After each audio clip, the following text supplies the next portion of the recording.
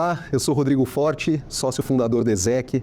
Nós estamos aqui com um convidado muito especial, Luiz Carlos Cabreira, meu colega de profissão e provavelmente o headhunter mais antigo do Brasil em atividade e ainda com muitos anos de atividade pela frente. Cabreira começou como headhunter em 75, são 49 anos de experiência. Hoje ele já está dedicado a muitas outras coisas, um professor consagrado, mestre em governança, entre muitas outras coisas. Engenheiro de formação, eu advogado, então nós estamos aqui numa bela dupla, né?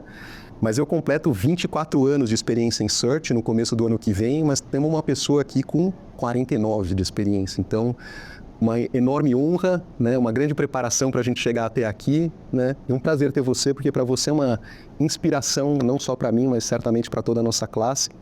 E nós vamos falar um pouco aqui sobre a história da nossa profissão, que é uma profissão tão específica, mas tão importante, que faz uma enorme diferença na vida das empresas e das pessoas. Então, muito obrigado pela presença. É um prazer muito grande e acho a iniciativa louvável. Obrigado. Acho que a gente tem muito o que contar, principalmente você.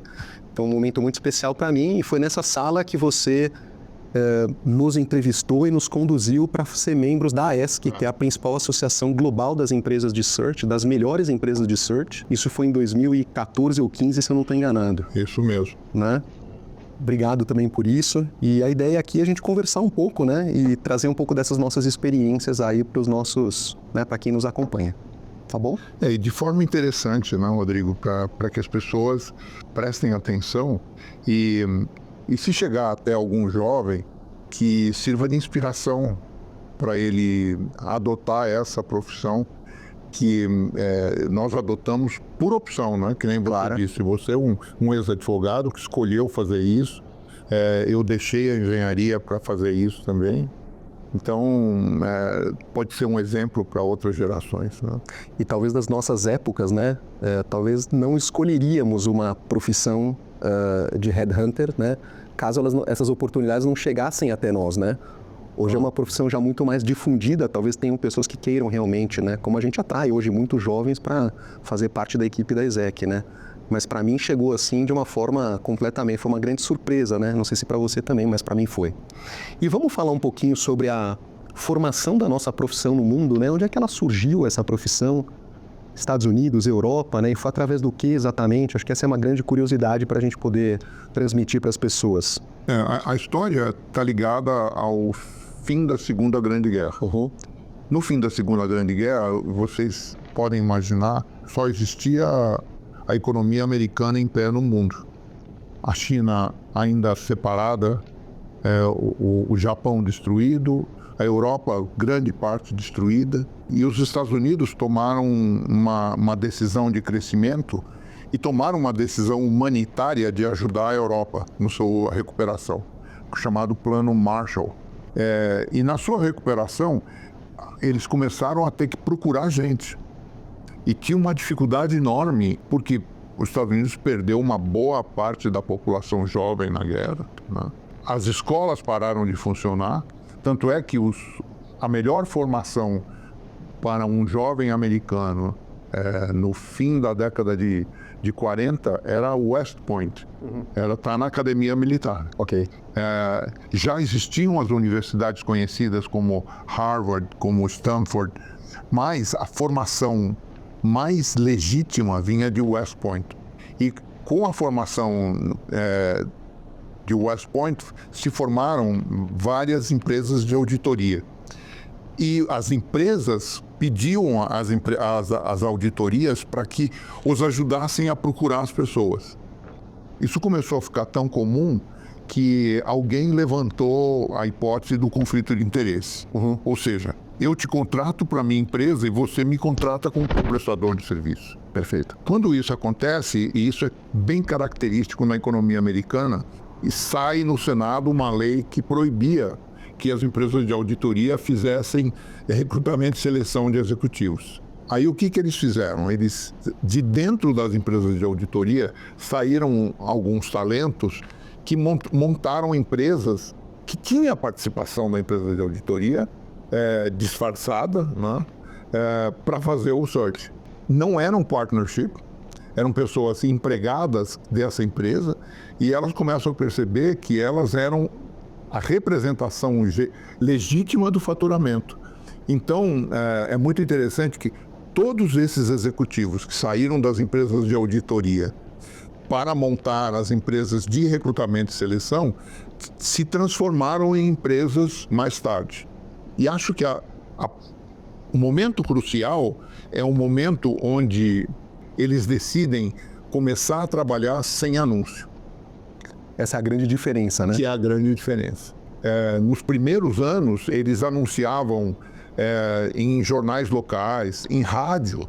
Tem gravações de você ver o sujeito anunciando no rádio, dizendo assim: a General Motors está precisando de jovens para serem treinados.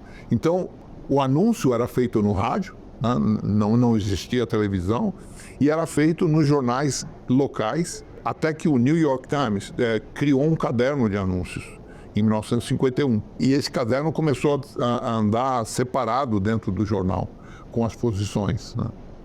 E esses consultores que saíram das auditorias, em geral eram 2 ou 3, eles se separaram e criaram empresas individuais, porque perceberam que era um grande negócio, né? Empresas que levaram o nome dos fundadores, inclusive. Acho que a gente pode mencionar algumas aqui, né? Todas elas acabaram levando o nome dos fundadores, né? Podemos falar aqui nas mais antigas, Boyden, Spencer Stuart, nos Estados Boyden Unidos. tinha um Stephen Boyden, né? Exato. A Ward Howard tinha o Ward Howard, que era, mais tarde, monta uma empresa e também se espalha pelo mundo. Egon Zehnder na Europa, né? Para te diferenciar o que era Europa, o que era Estados Unidos. Ele demorou né? um pouco, mas ele começou numa empresa americana. E aí, quando ele percebe que, graças ao Plano Marshall, a Europa estava se reconstruindo, ele volta para a Alemanha, mas não consegue montar, isso é uma particularidade, não consegue montar uma empresa de search, porque a Alemanha, nos acordos de pós-guerra, um dos acordos era não ter arquivos pessoais. Então ele não podia montar um banco de dados. Tanto é que Mesma coisa do que a gente tem vivido atualmente com a LGPD, né? Exatamente. Ele vai montar o banco de dados na Suíça, porque lá não tinha esse problema, né? Mas na Alemanha ele não podia ter. Olha quanto conhecimento que nós estamos compartilhando aqui, hein? Mas quanto mais você vive, mais você acumula conhecimento. E nomes dos fundadores, né? Corning Ferry, né? O Lester Heydrich Struggles, né? Lester Korn foi um desses que montou uma empresa, o Dick Ferry também. Eu ainda conheci os dois, porque eles foram fazer palestra na escola que eu estudava nos Estados Unidos. E depois aparece, todo mundo acha que são dois, Spencer e Stuart. Não, é um cara só. O nome dele é Spencer Stuart. O Heydrich, ele e seu sócio, ele foi um dos camaradas que mais doou dinheiro para o desenvolvimento da ESC. Por isso que o prêmio mundial da ESC chama-se Heydrich. Perfeito. Muito legal, né? E uma outra coisa que você comentou também, que eu sempre falo para as pessoas, a necessidade de a gente entender tecnicamente a diferença entre recrutamento e seleção, né? Porque são dois termos que eles trabalham em conjunto, mas eles significam coisas diferentes. Porque o recrutamento quer dizer, é chamar, né? É convocar, é muito do que se fazia através dos anúncios de jornal, das convocações que o exército fazia, o que exércitos faziam. Mas depois de você ter as pessoas, você precisa fazer uma outra etapa, que é a etapa de seleção. Então existe uma diferença significativa. Às vezes a gente fala recrutamento de uma forma mais convencional, mas são coisas diferentes, né? Completamente. E aí veio a questão de que você não anunciava mais, né? Quer dizer, você deixa de fazer aquela seleção que eu chamo de passiva, né? Ou seja, você recebeu muitos currículos, você recebeu muitos nomes, você parte para a seleção. O trabalho de Executive Search, né, é a busca e seleção, né, com base em determinados critérios, né, nós vamos a mercado selecionar os melhores candidatos, independentemente se estão no banco de dados ou não. Então, acho que essa é uma grande diferença, muito importante. E a descrição das empresas de search também, porque pouco se sabe quais posições nós estamos fazendo, correto? Mas eu acho interessante, um passo atrás, quando a gente diz, mas qual é a diferença entre o recrutador e o consultor de search?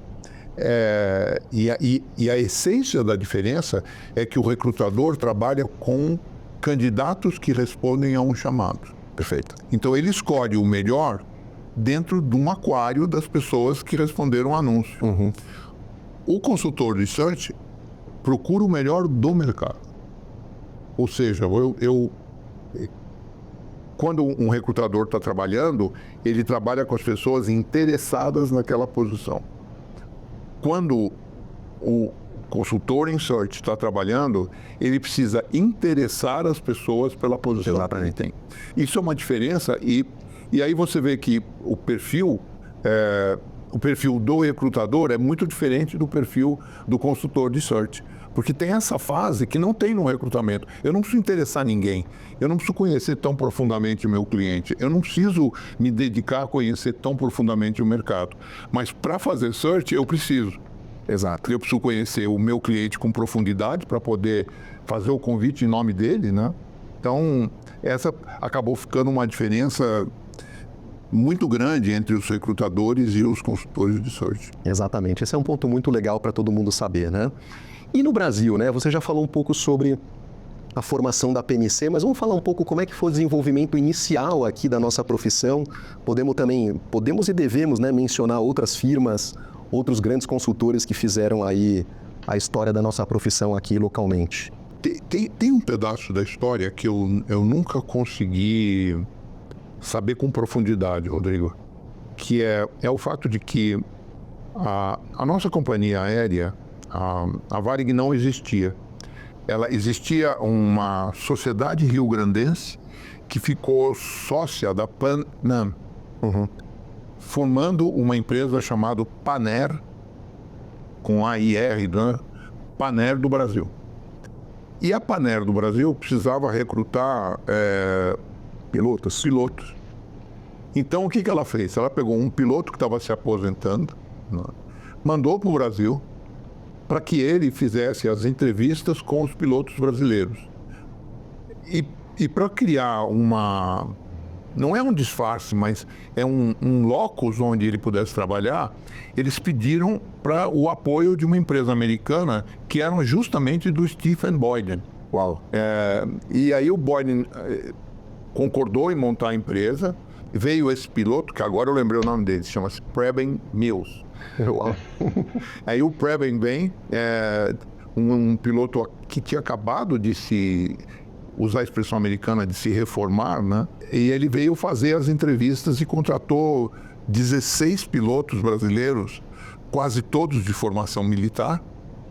Porque onde é que o piloto ia aprender? Né? Claro. Eram pilotos que tinham uma formação militar e que vieram ser pilotos e copilotos e rádio da Panair do Brasil. Na história, a Panair... Esse é o surgimento da profissão, portanto. Esse é o surgimento da profissão aqui. E quando é que você entra nisso, né? Em que momento e que outras firmas também surgiram nessa fase? Essa data da Boyden com a Panair, eu não consegui uma definição clara, mas parece que ela é de 73. Ok. Nós estávamos na Executives, o Panair, o Mota e eu, de 71 até o fim de 73.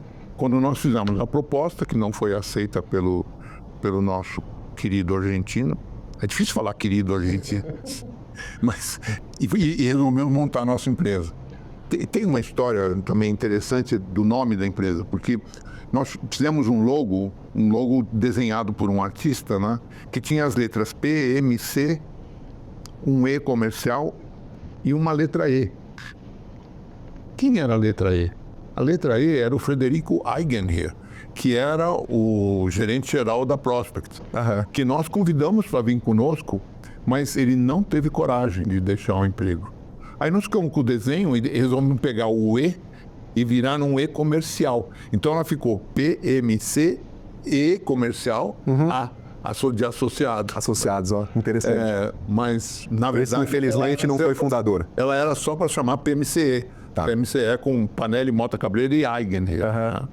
Mas ele não teve a coragem empreendedora. Eu não sei explicar, mas eu acho que na época era um pouco de jovialidade nossa, de querer correr o risco. Você saía de um emprego, saía de um trabalho onde nós éramos extremamente relevantes, para abrir um escritório e começar a bater na porta dos clientes. Claro, requer uma coragem, né? E que é a tal coragem do empreendedor. Do empreendedor, que independentemente da idade tem que ter coragem, né? Tem que tomar risco, né? Que isso separa um pouco os consultores hoje em dia. E aí nós estamos falando da fundação da primeira consultoria brasileira em seleção. Que a outra era a Boyda. Né? Perfeito. E nós, nos nossos 2 primeiros anos, eu não posso dizer que nós éramos uma empresa de Executive Search, porque nós anunciávamos. A gente punha os anúncios. Para quê? Para formar um banco de dados. Talvez no início fazia sentido, né?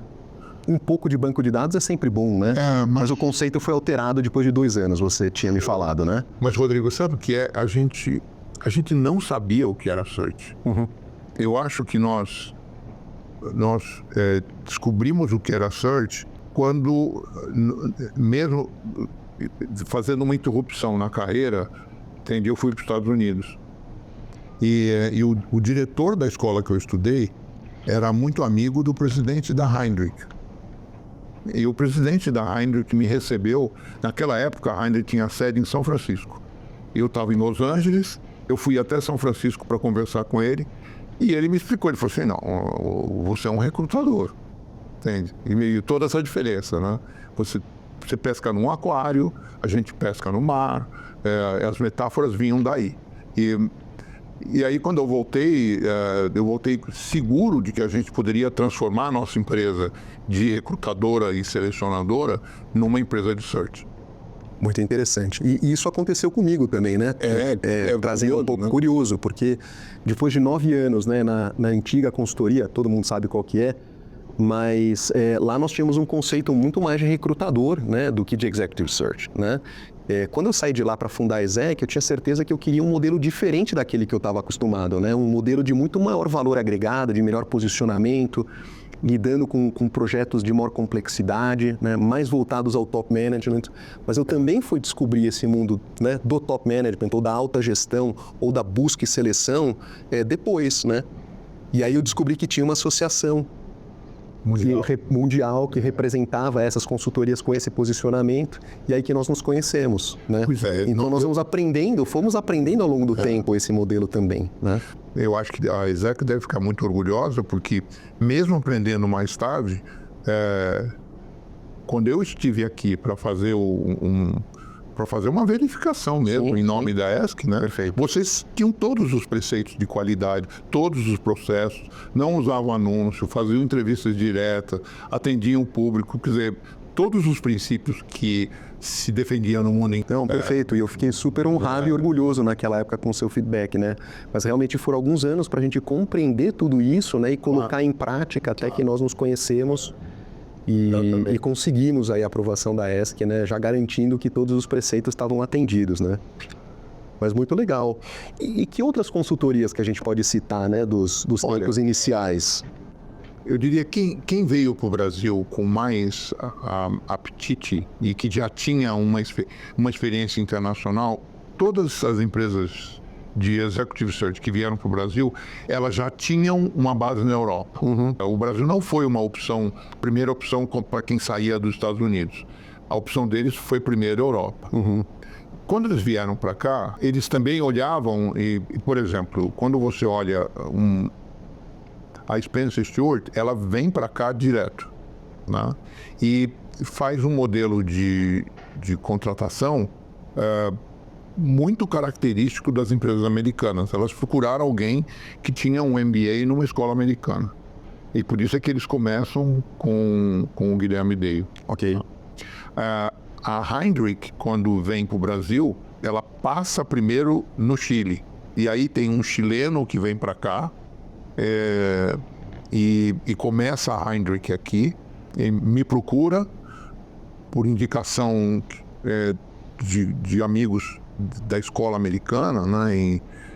E eu indiquei para eles o Darcy Cresp, que foi um grande nome da Heinrich, né? A Korn Ferry, quando veio para cá, ela também usou a mesma metodologia. Ela focou numa empresa que tinha sido constituída por aquele piloto. Lembra do piloto que veio entrevistar? Então, perfeito. Ele montou uma empresa chamada TASA.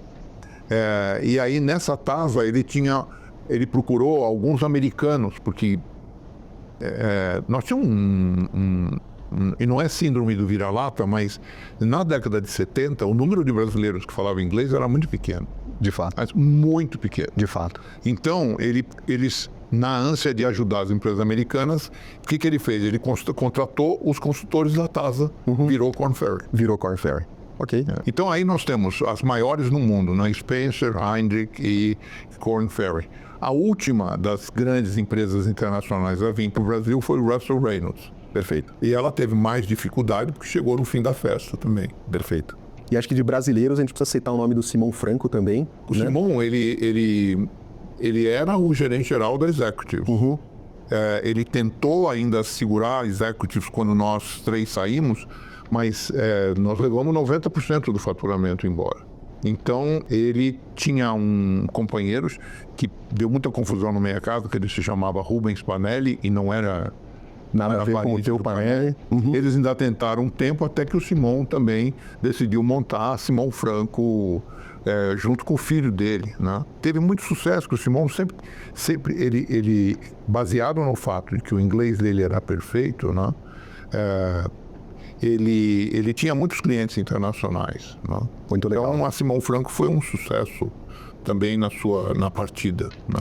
Depois veio o Feza também, com o Alfredo.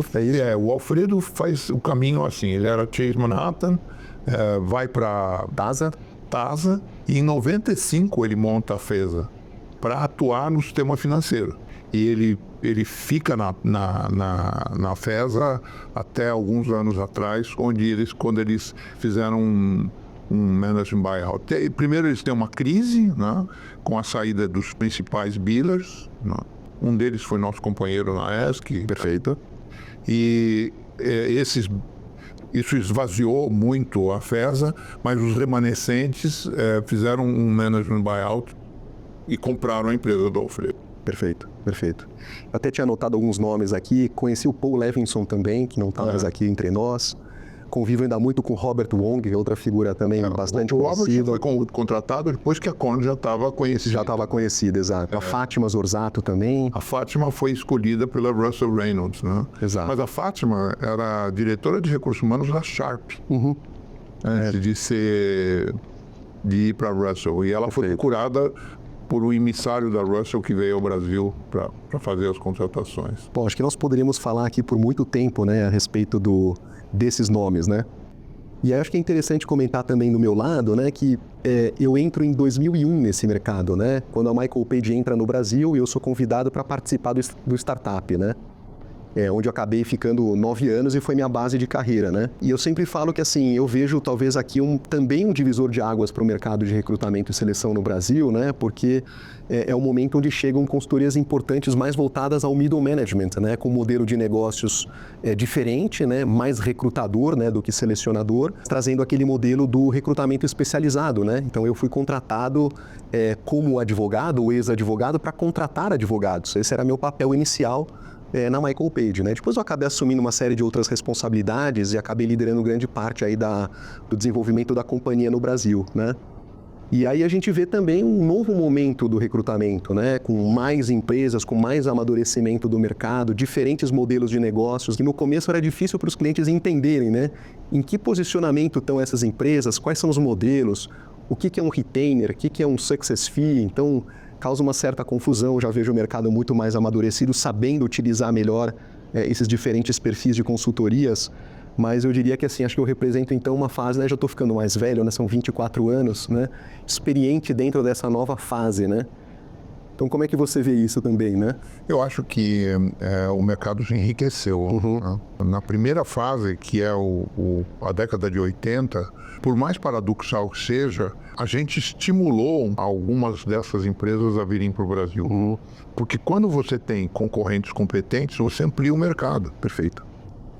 Então, com a vinda da Spencer Stuart, a vinda do Heinrich e a vinda da Korn Ferry, a gente conseguiu ampliar o mercado de search. E acho que para nós foi um importante divisor de água, um professor que tinha sido meu professor na USC e que eu trazia ao Brasil uma vez por ano. Ele adorava vir ao Brasil, mas a gente tinha que pagar a viagem dele. Então ele fazia umas 2 ou 3 palestras e era um cara... a gente conseguia encher o auditório, né, com ele. E quando ele veio a uma das últimas visitas, ele falou assim, olha, que pena que esse é o último ano que eu venho fazer um trabalho com vocês, 3, né? Falei, por que você vai se aposentar? Ele falou, não, vocês vão desaparecer. Só isso. Bastante otimista. Se o mundo está entrando numa fase global, se vocês não se globalizarem, vocês não resistirão à pressão dos seus clientes. Tá? E para globalizar na época, nós tínhamos 2 hipóteses, ou vendia ou comprava. Né? E nós acabamos comprando uma cota parte da Amrop, apresentado por esse professor. Ok. Ele falou, eu vou te apresentar uma sociedade que só existe na Europa e nos Estados Unidos, e eu acho que eles estão querendo vir para a América do Sul. E a Amrop, você tinha que comprar a cota parte, não é que você entrava de graça, né? E nós fizemos outra loucura, né? A primeira loucura foi montar a empresa, a segunda foi comprar essa cota parte em 1980, mas fomos alertados por esse professor, e simplesmente ele falou assim, o ano que vem vocês não existem mais. Não. Claro que era um exagero pedagógico dele, mas nos assustou bastante. E a Amrop foi um aprendizado internacional, porque como representante da Amrop no Brasil, eu, Panelli e o Mota abrimos Argentina, Chile, Peru. Então, nos obrigou a ir conhecer esses lugares, esses mercados, procurar, e até Portugal. Olha, interessante. Nós fomos achar os novos sócios. E você, não é que você chama a pessoa para ser sócio, você chamava para comprar uma cota, né? Não era uma atividade muito simples. Né? E vocês ficaram muitos anos com a Amrop, né? 20 e poucos anos. 20 e poucos anos, né? Quando nós começamos a tomar a decisão de fechar a empresa, por termos falhado no processo sucessório, a primeira coisa era nós nos desligamos da Amrop, porque a contribuição anual era pesada para nós. Né? Quer dizer, quando você vai fechando a empresa, a primeira coisa nós começamos a cortar algumas despesas, né? E uma das despesas foi o pagamento da Amrop, porque você continuava, as despesas eram divididas entre os sócios. Né? Perfeito. Até porque para participar de uma organização global, né, quer dizer, não é só o dinheiro, também é o empenho de tempo, né, de dedicação para que você possa, tempo e dinheiro para você poder também realizar as trocas, né, troca de conhecimento, leads, né, trabalhos em conjunto, não é simples. Que você investiu para poder representar o Brasil na ESC. Né? Perfeito. Nós temos a ESC e nós somos membros da Panorama também. A Panorama é muito semelhante à Amrop. Né? Então hoje nós estamos em mais de 20 países com a Panorama e é esse mesmo trabalho, né? E isso toma tempo, porque toma tempo e aprendizado, que ninguém fala português no mundo. Né? Claro. E mesmo o português de Portugal, você demora uns 3 dias para entender. Né? Então você tem que dominar pelo menos 1 ou 2 línguas e gastar as passagens nossas para a Europa e para os Estados Unidos são caras. Claro, né? Claro. Então é um investimento grande. Muito importante, sem dúvida. Né? Agora, sem conexão global é impossível, né? Se você for só local, é possível ficar só local, né? Eu vejo por outras consultorias, mas um pouco de globalização, contatos internacionais, ou no mínimo entender o que acontece no mundo é extremamente importante, né? Tem 2 aspectos, né, Rodrigo? Um aspecto é a formação do consultor ser global.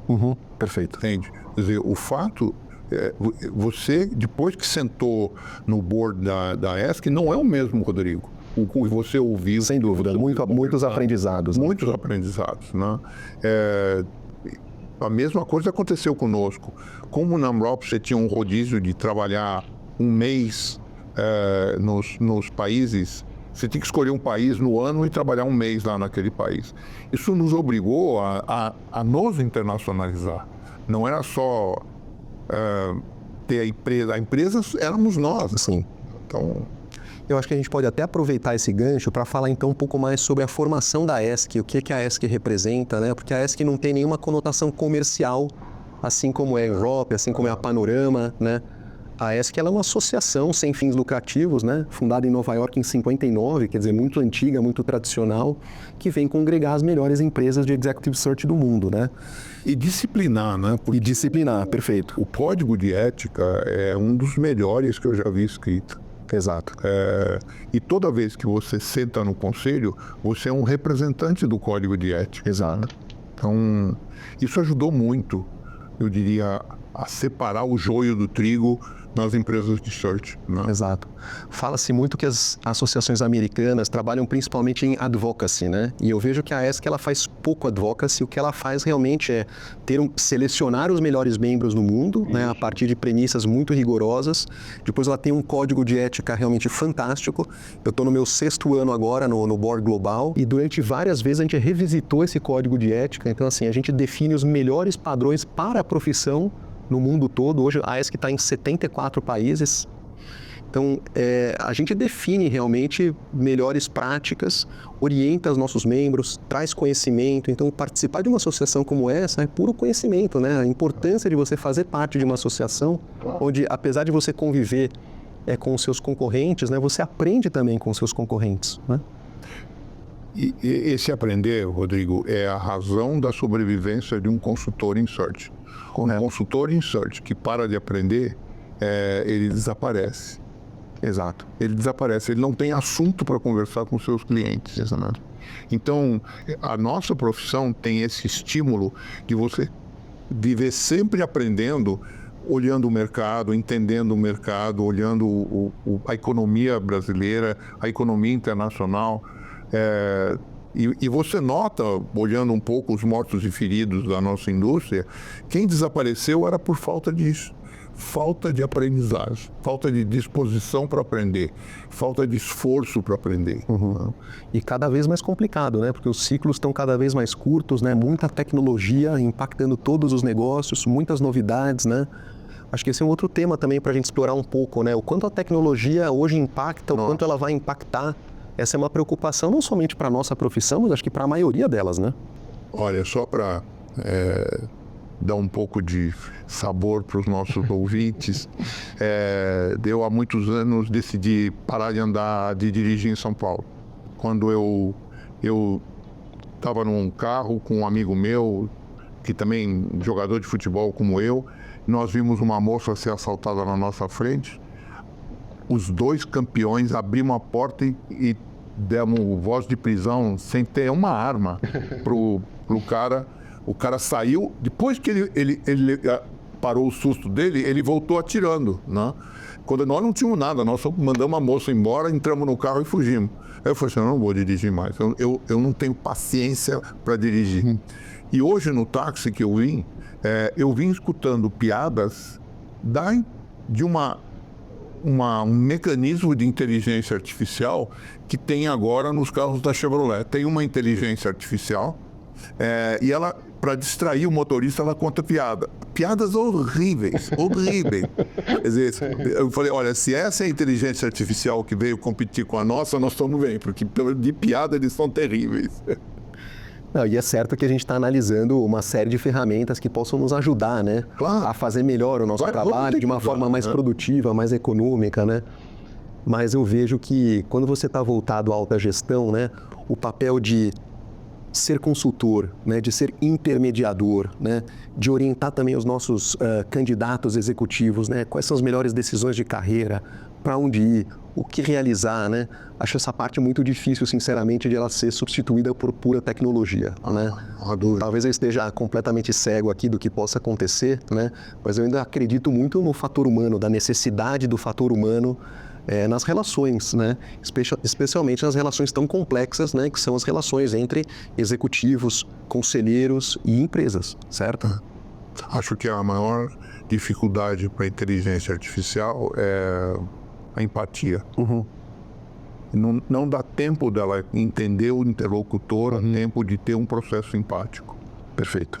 E o que nós mais fazemos é isso, né? É você ter empatia com o cara que foi seu cliente, telefona pedindo uma orientação que vai deixar a empresa ou tá chateado. Quer dizer, o tempo de aconselhamento que nós fazemos, que por um lado é uma ferramenta mercadológica, por outro lado é uma obra social, né? Sem dúvida nenhuma, sem dúvida. Não acho que a inteligência artificial vai fazer essa parte. Ela vai ajudar na busca, talvez, né? E acho que também é uma mudança importante dentro da ESC, né? A gente tem visto também um movimento já de uns bons 10, 15 anos das consultorias que nasceram em Search e começaram a ampliar suas atividades, né? Especialmente para a parte que a gente chama de Leadership Advisory ou consultoria em desenvolvimento de liderança, né? várias empresas têm feito grandes investimentos, né? A gente viu uma Korn Ferry fazendo grandes aquisições globais para entrar em assessment, em remuneração, né? A própria Exec tem crescido muito nessa área, dentre outras consultorias, né? Como é que você está vendo esse movimento de diversificação das nossas atividades? Eu gostaria que essa diversificação tivesse acontecido como uma estratégia de crescimento. E nos Estados Unidos ela aconteceu por sobrevivência. Foi uma crise, o mercado de search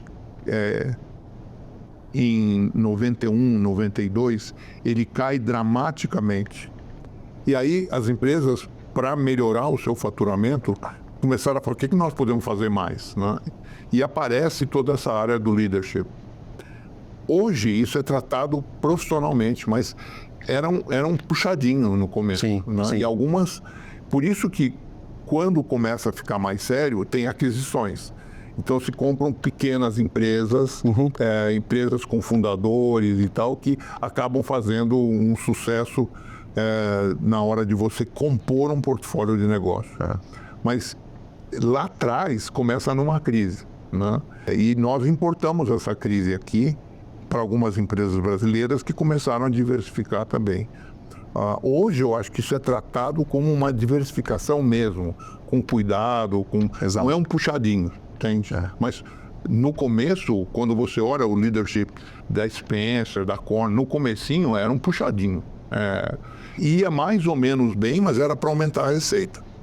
E assim, a conclusão que eu chego é que pode ser um puxadinho, né, se você subestima o quão complexo esse negócio, né, o quanto ele demanda de conhecimento, porque por mais que nós consultores em search, né, tenhamos grande profundidade, visão geral, enfim, não dá para você saber tudo, né, e acho que o sucesso de você fazer uma coisa muito bem feita demanda você ter uma mão de obra extremamente qualificada, né? Por isso é que no começo puxadinho, depois descobre um mercado muito efetivo e aí se investe nesse mercado. Exato. Perfeito. E eu acho que vale a pena também, para terminar a questão de AESC, eu acho que vale a pena lembrar que nós temos uma parceria, né, com o Valor Econômico aqui no Brasil.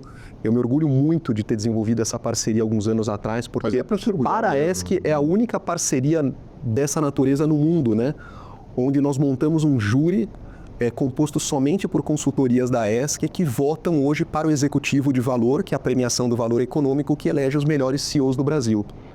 Então, nós trouxemos para o Valor a possibilidade de trabalhar com consultorias certificadas de alta qualidade e que hoje compõem um júri extremamente robusto e qualitativo que faz esse trabalho de parceria. E aí, todo ano, a gente elege e reconhece aí as grandes lideranças brasileiras, né? E eu acho que para o Valor... para a nossa profissão foi um marco. E para o Valor, deu ao Valor uma avaliação independente, que é o que os outros veículos não têm. Eles acabam sendo o escolhido e tem suspeitas sempre, né? Que o maior anunciante sempre é escolhido. No Valor isso não acontece porque a ESC faz a purificação do processo, né? Perfeito. Não, e nós somos completamente independentes. Independentes, claro. Isso é muito importante. Então, a seriedade desse prêmio, eu sempre chamo bastante atenção pela seriedade do Valor e pela seriedade da ESC, acho que os resultados têm sido bastante a contento, né? Mas a gente tem que olhar, isso também é bom para o Valor, gente. É bom para a ESC, mas é bom para o Valor. Não, claro. Uma credibilidade ao processo muito grande. Sem dúvida, acho que é uma parceria muito equilibrada, muito frutífera e que eu espero que continue por muitos anos, né? É uma parceria realmente muito sólida. Vamos falar das peculiaridades da nossa profissão, né? Tem peculiaridades, curiosidades que as pessoas gostariam de saber. A exemplo, por exemplo, quais são as habilidades, né, interpessoais de um consultor em seleção, né? O que você nos traria a respeito disso? É muito interessante você pensar que nós temos na mesa um advogado e um engenheiro. E pode ser que alguém aí está perguntando, mas não tem nenhum psicólogo de plantão, nenhum... É muito interessante. Na história das empresas de search no mundo, poucos psicólogos fizeram sucesso.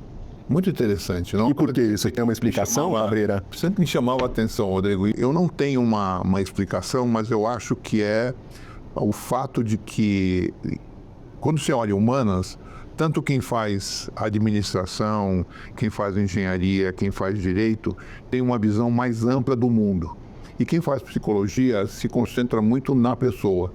Então, a dificuldade de você tirar o olhar da pessoa e olhar para o mundo atrapalhou os psicólogos, né?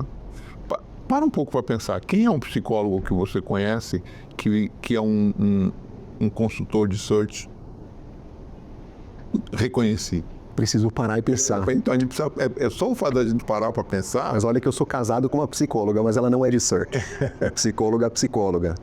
Pois é, mas é muito curioso isso, né? É muito curioso.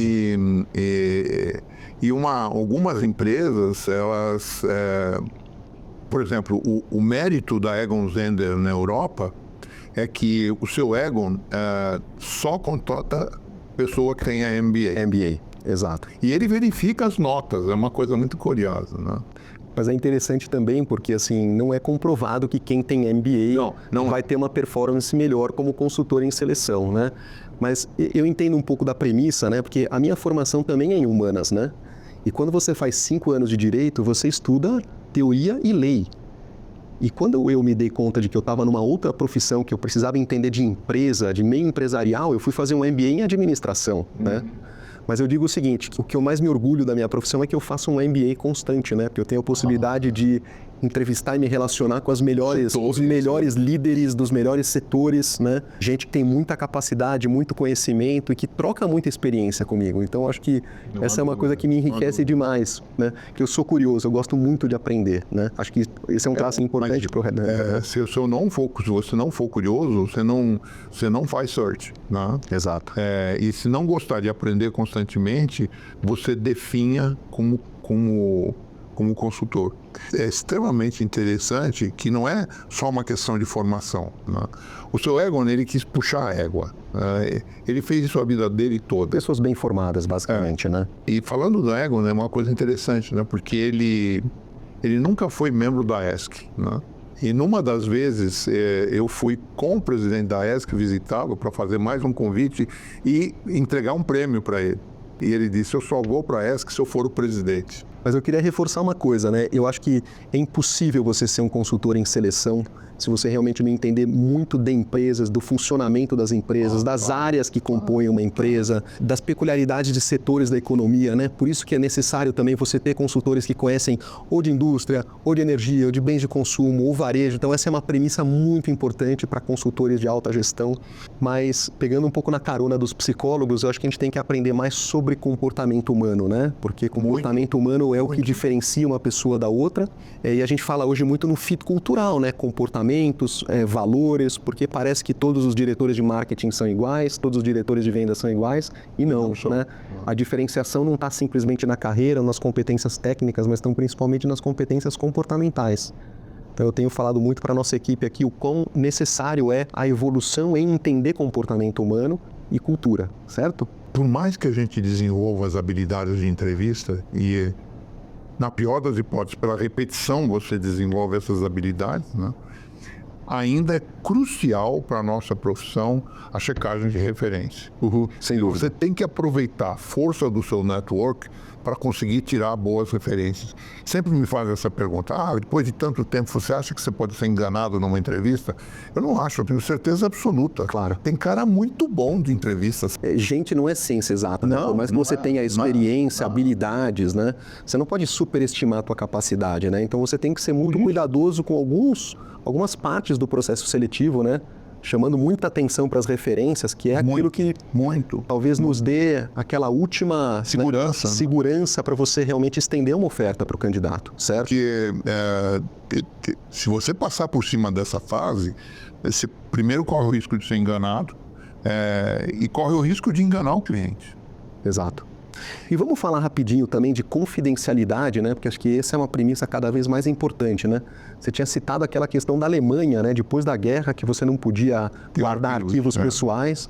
Hoje nós temos o LGPD no Brasil e no mundo, né? Que nos obriga a ter um cuidado redobrado com as informações pessoais. Sim. Acho que esse é um cuidado grande, né? E os off-limits também, né? Vamos explicar um pouco o que é off-limits para as pessoas entenderem. Eu acho que é uma característica da ética da nossa profissão. É o off-limits, Sim. que é o fato de você não considerar nenhum executivo de uma empresa que é sua cliente E aí tem uma variação de 1 ano ou de 2 anos, depende. Né? Mas o mais comum é 1 ano. Exato. Por que 1 ano? Porque é o tempo que tem uma outra coisa que a nossa profissão inventou lá atrás para se autoafirmar, que é o seguro. Porque você garante ao cliente que se aquele profissional não tiver o comportamento e a performance adequada por um período, e o período mais comum é de 1 ano, ele será reposto de graça. Exatamente. Esse seguro, ele foi uma arma poderosa de marketing para a nossa indústria. Uhum. Porque o cliente vê que você não tem prazer nem satisfação, só prejuízo se você errar. Claro, com certeza. Claro que você pode errar, nós estamos falando de pessoas, né? E estamos falando da dificuldade de avaliar pessoas. Mas esse seguro, ele nos ajudou muito a nos afirmarmos como uma profissão séria. Sem dúvida.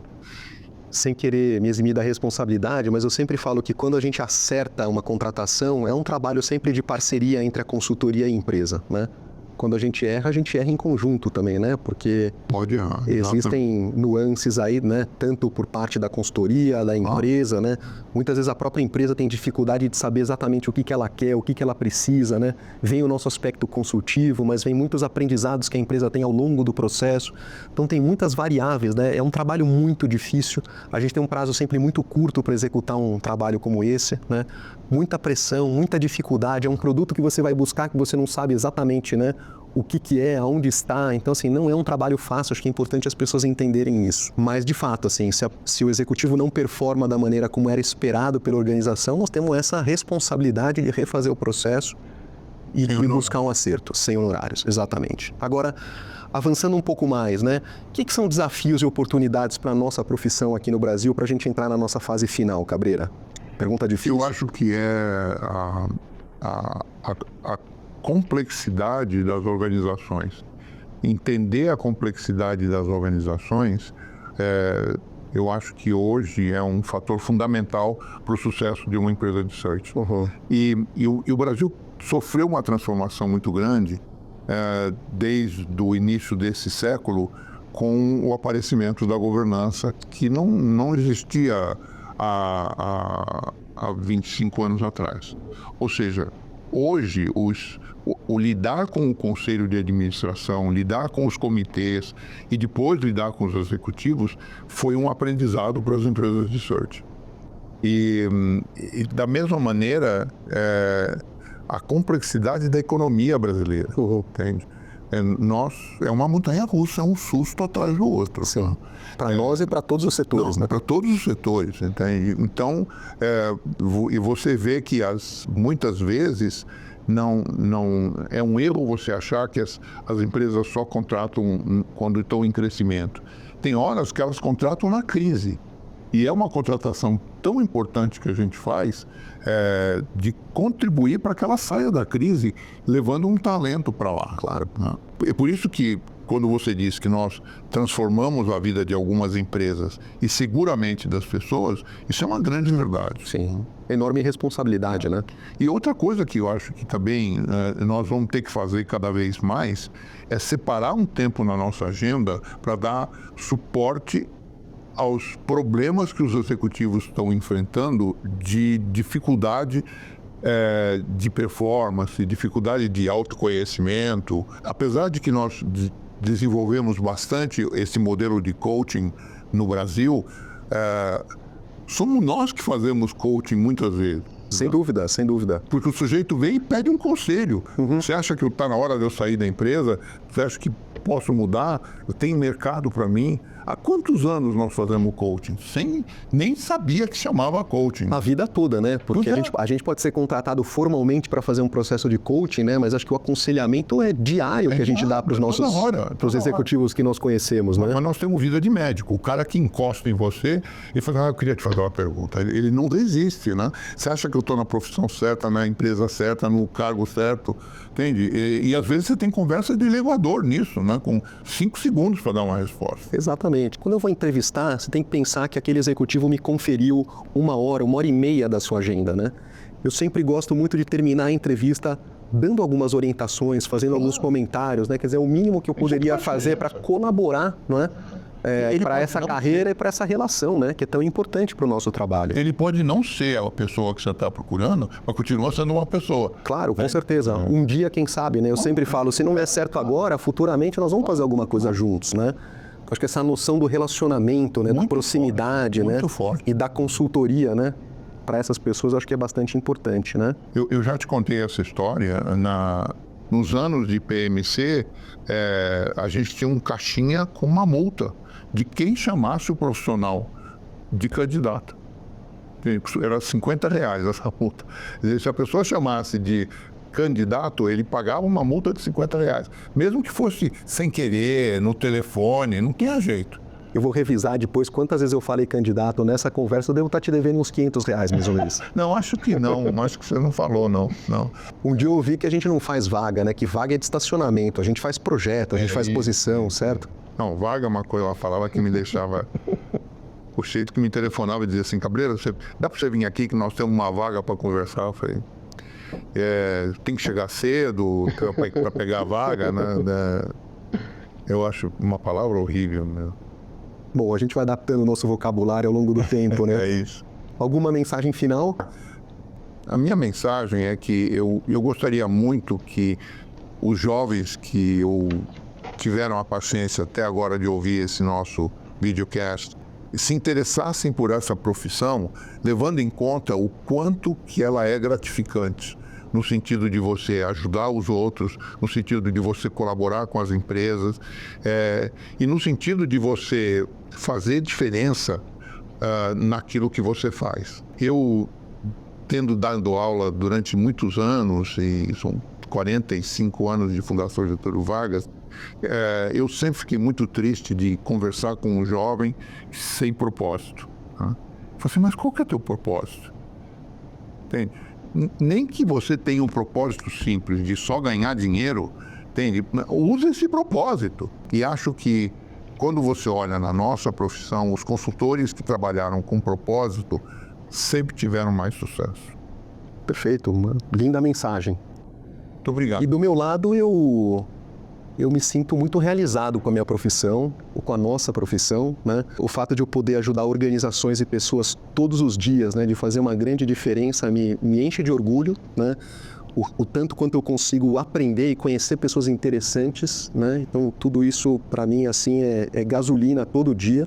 E o que é lindo da nossa profissão é que quanto mais velho a gente fica, né? Que nem vinho, a gente vai ficando cada vez melhor, né? Sou muito melhor do que... Eu queria dizer isso, né? Não, mas eu posso dizer que eu sou muito melhor do que eu era há 5, 10 anos atrás e tenho certeza que daqui 5, 10 anos eu vou ser melhor ainda. Com certeza. E quem sabe eu chego no teu nível, né? Então, obrigado, assim, para mim, de novo, uma honra. Ele falou que o Alan queria falar isso, tá bom?